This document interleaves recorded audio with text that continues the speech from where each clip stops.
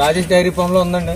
చూడండి 2 పూటల మీద ఇప్పుడు పొద్దున్న ఒక 8 సాయంత్రం ఒక 8 అవుతుందండి. పాలు 2 తినిందండి.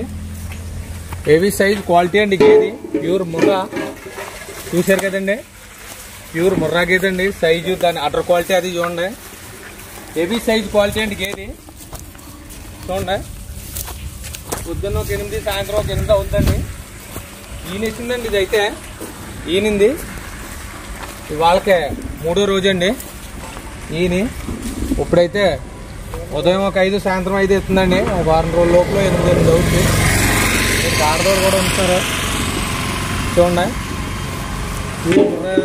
క్వాలిటీ గేదండి. చూసుకోండి.